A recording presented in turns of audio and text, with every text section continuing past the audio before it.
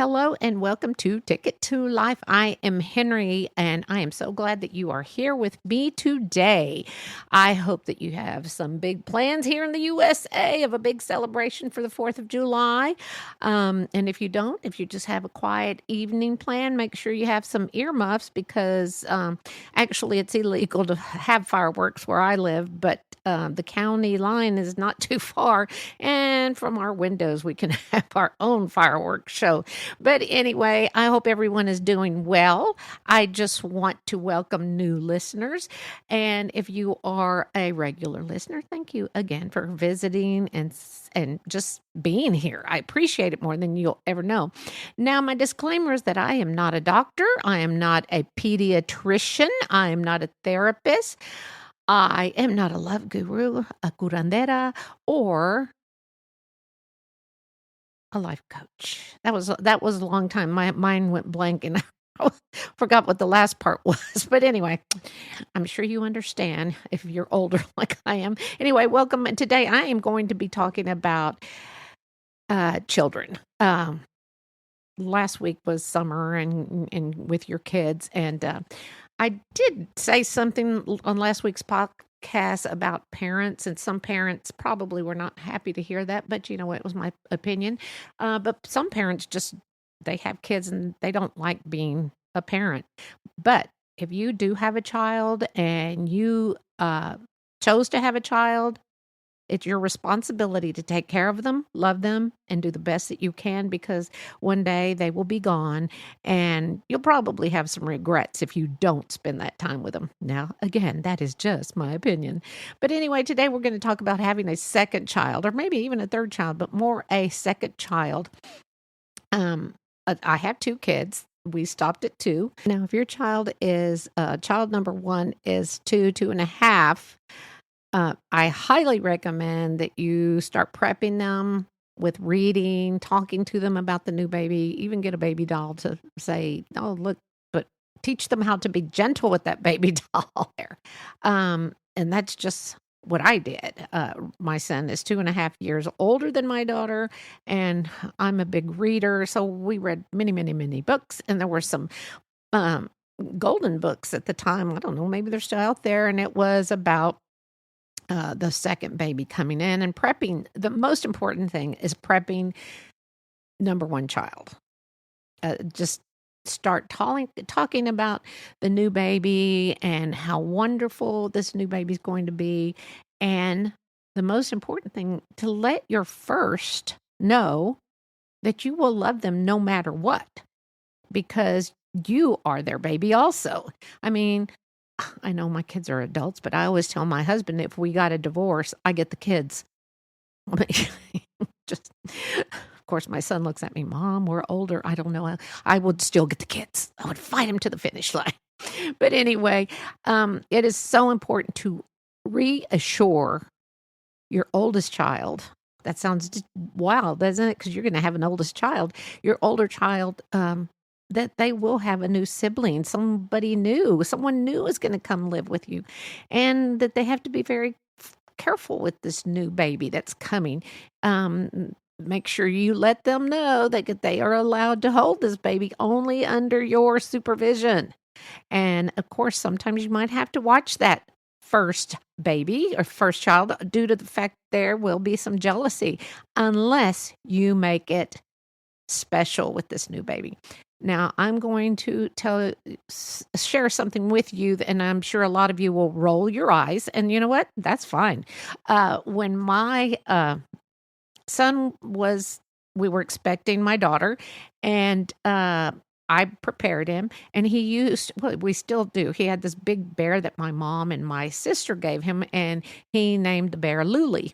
Well, anyway, Luli, after the new baby came, I thought, well, let's celebrate Luli.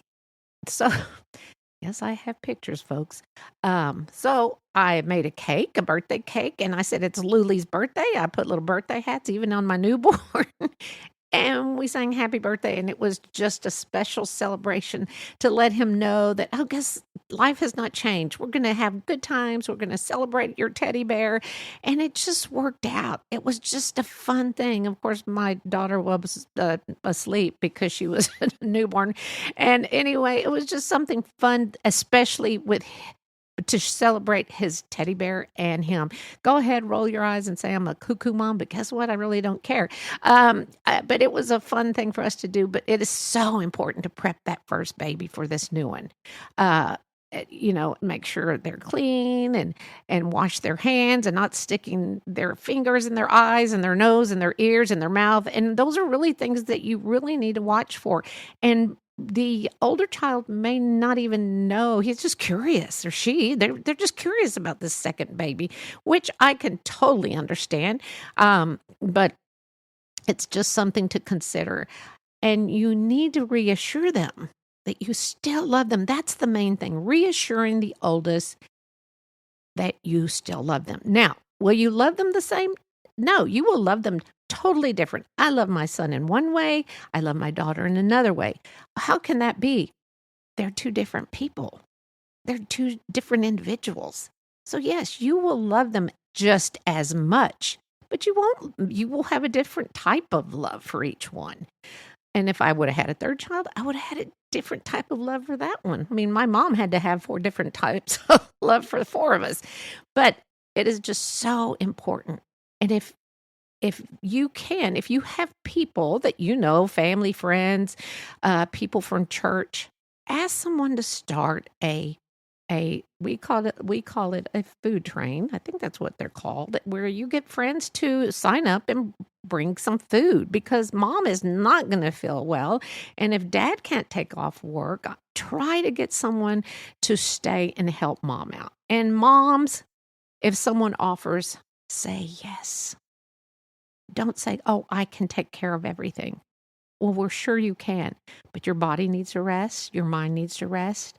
And mom needs to rest big time, because if dad is home, like my son will get 6 weeks off when our new baby girl granddaughter comes in September. But he's going to have to go back to work. So my daughter-in-law will have 2 kids to watch.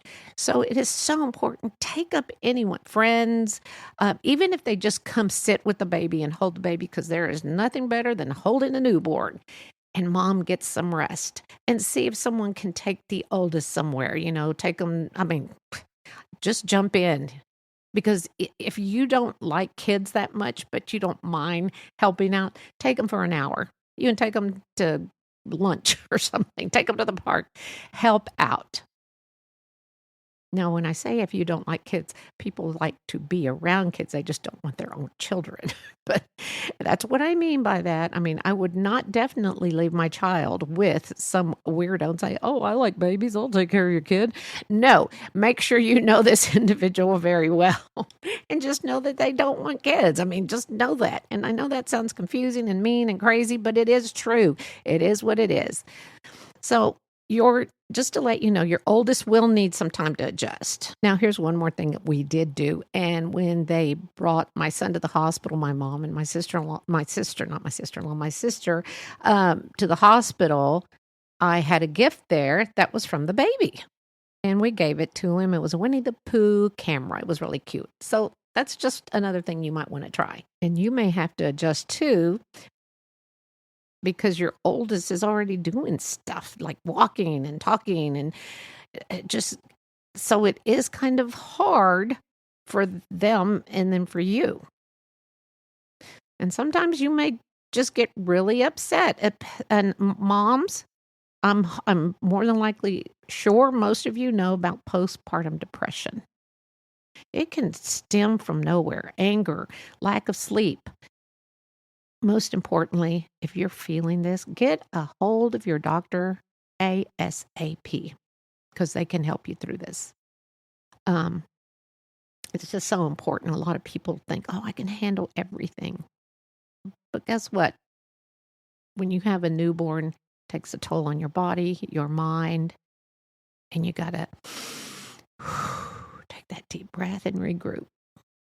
But just know you're going to be successful at that because you know you can do it.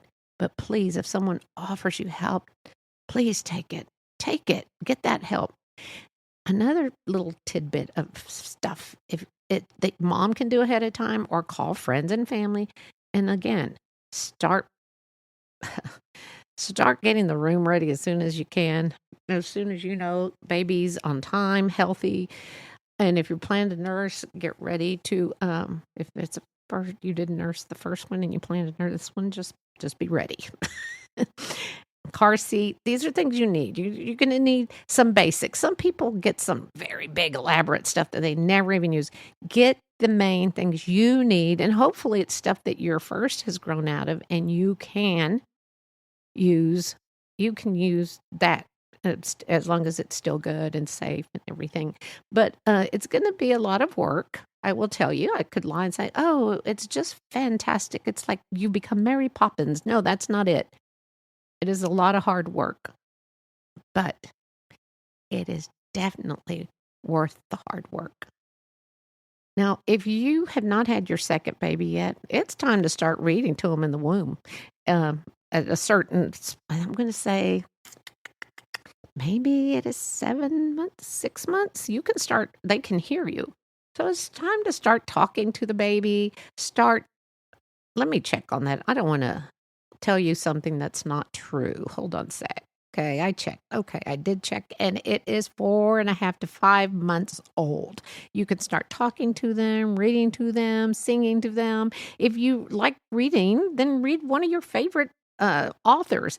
It can be Karen Slaughter. It could be, I'm sure you don't want to read that, but I love her books. But anyway, it could be a novel, a love story, history, autobiography, whatever you like, read to them. You could even sing to them, only if you can carry a tune.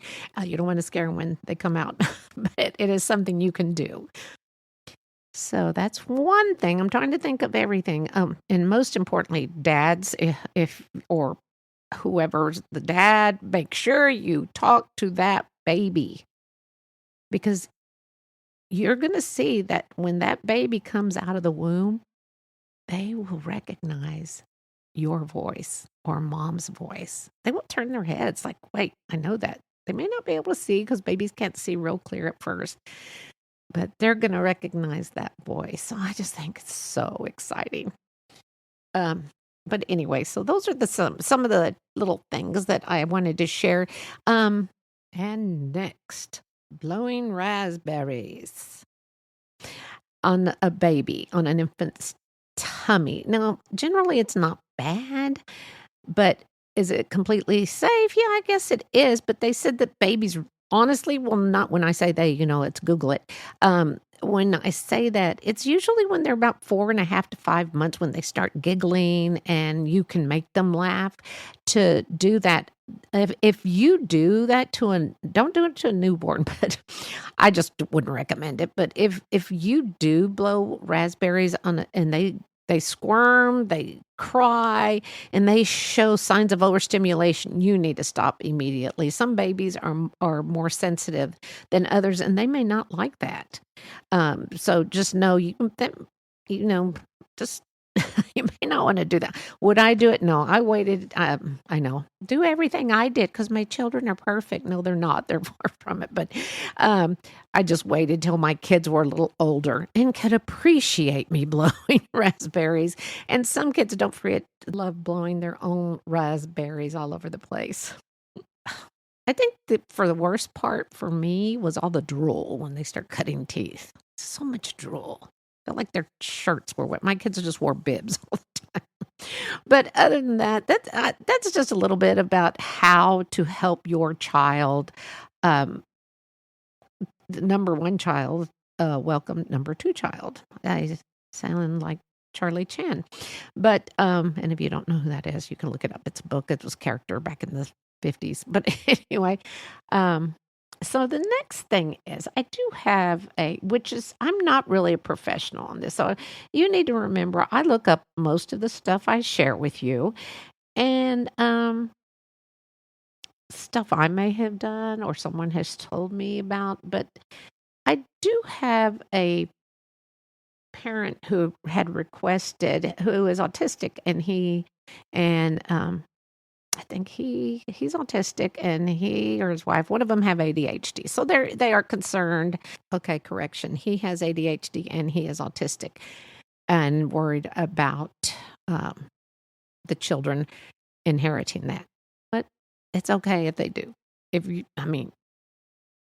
You are an adult, you are having a baby, and you can't worry about that. You really can't. Because if you have help, again, I'm all about the help. If you're autistic, if you have ADHD, which I'm sure I have, I told my doctor and she just said, well, you're fine because I'm 68 and I have survived this long. So I do recommend that you talk to your pediatrician or a specialist, but know that you're going to be okay being that parent that you're asking. Look, you're already asking for help from me. And I appreciate that you think I can give you words of wisdom, and I hope I can.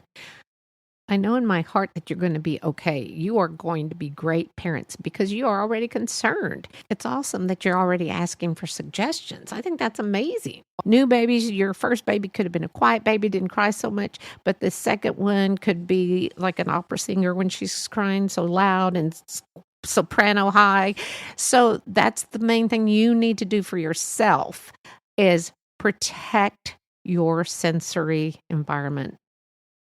It is important to have that physical touch with them and make sure you can get those little ear pods that you can actually barely hear anything. Yes, you want to hear your baby cry when they are ready. But if you think that's going to affect you to upset you, then you need to get something like that. Because I encourage you to, again, talk to your doctor, talk to a therapist, or talk to the pediatrician on how to handle this. Of course, you're not going to know if your baby is autistic or ADHD until later on. So don't worry about that.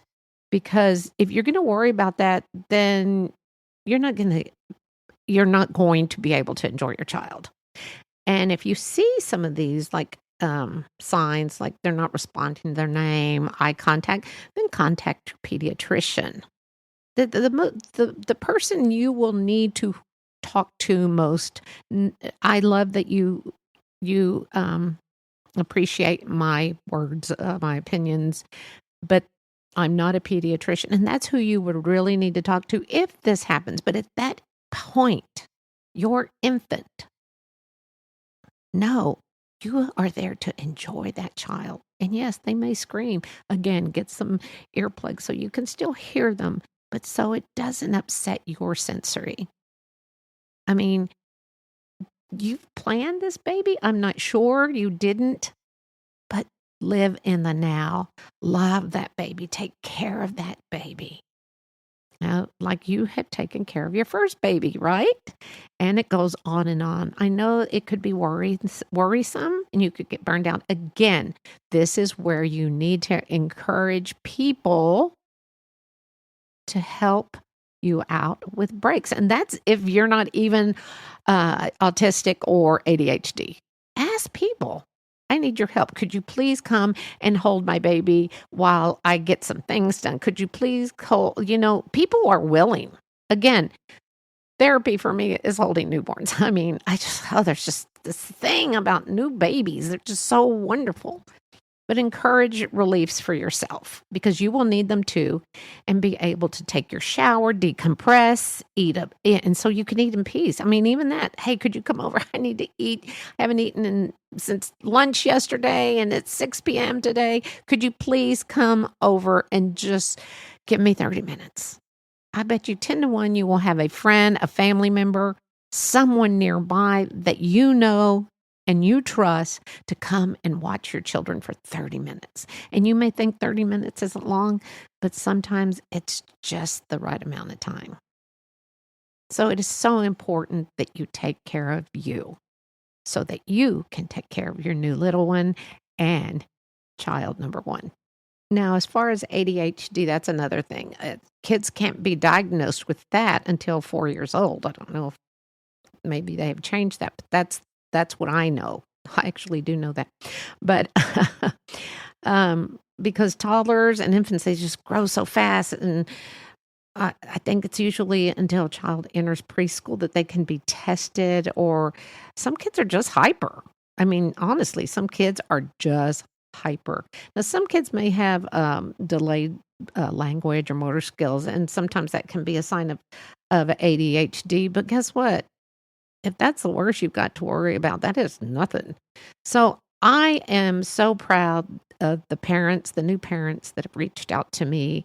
And I mean, that means they are so concerned that they're going to do okay. And I know they're going to do great. They're going to do better than okay. They're going to be great. But these are just some of my suggestions. And you can blow raspberries on your.